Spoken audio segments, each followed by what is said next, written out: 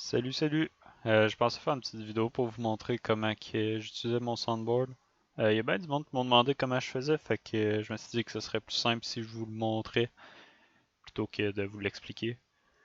Fait que pour commencer, ça va vous prendre deux logiciels, juste télécharger dans le fond VB Cable ici, puis EXP Soundboard. Je vais mettre les liens dans la description.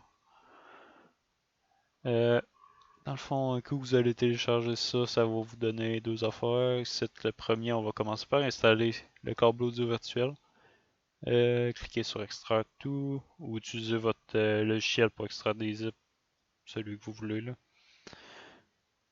Ensuite de ça, vous allez clic droit sur VB Cable Setup X64, exécuter en tant qu'administrateur.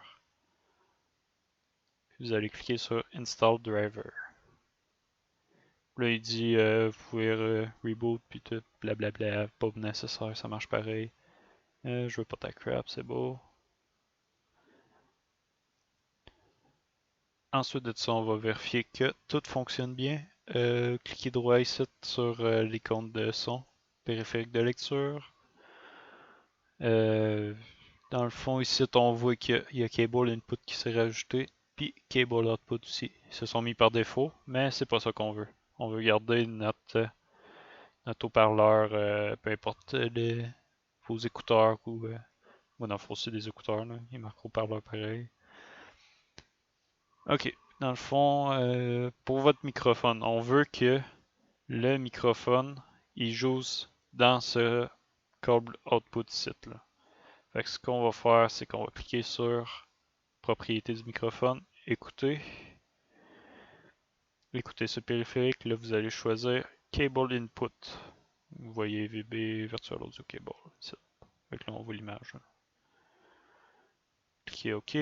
Fait que là, comme vous pouvez voir, à chaque fois que je parle, ben il y a du son qui va rentrer ici, puis qui va sortir là aussi là.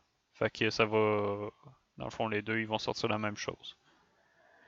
Fait que pour ce qui est du soundboard, moi je me suis fait un petit dossier sur mon bureau là, parce que dans le fond ça c'est un .exa, c'est pas un logiciel en tant que tel, là.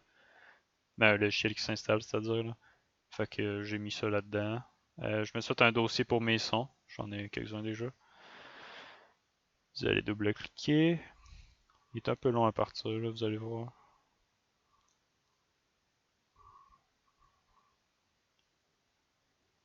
Ok, fait que pour ce qui est du setup de tout ça, ici dans First Output, ben on va laisser le périphérique audio principal. Dans le fond, ça va être, dans mon cas, le haut-parleur ici. Deuxième output, il nous suggère Virtual Audio Cable. Fait qu'on va choisir Cable Input. Ça, dans le fond, ce que ça fait, c'est que les clips audio que vous allez choisir, ben, ils vont jouer dans vos écouteurs, puis dans le Cable Input. Fait qu'on va rajouter notre premier clip pour tester. Ici, Soundboard. Oh, voyons, cochonnerie. Il veut absolument que je renomme le dossier. Sélectionner. Fait que là, vous allez choisir une key sur votre clavier. Moi, je choisis souvent les touches de fonction en haut, là, F1, F2, F3, etc. Là. Pas F2 parce que Uplay prend F2. Là. Fait que vous voulez pas que votre clip audio joue à chaque fois que vous allez checker votre friend list ou whatever. Là.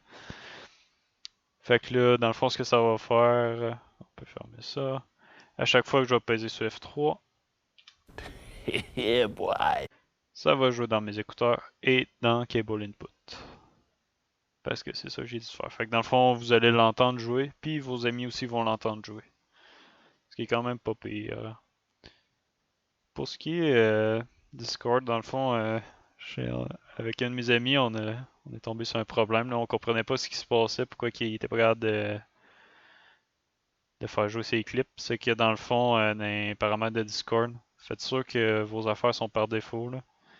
Fait que dans le fond, ça va utiliser vos écouteurs puis votre corbe virtuelle. Comme ça, vous allez un l'entendre et vos amis vont l'entendre aussi. Là. Fait que c'est pas mal ça. Ça marche dans pas mal n'importe quel jeu, étant donné que C'est des périphériques et non un logiciel, comme un bot. Fait que c'était pas mal ça. J'espère que vous avez aimé ma petite vidéo. Salut!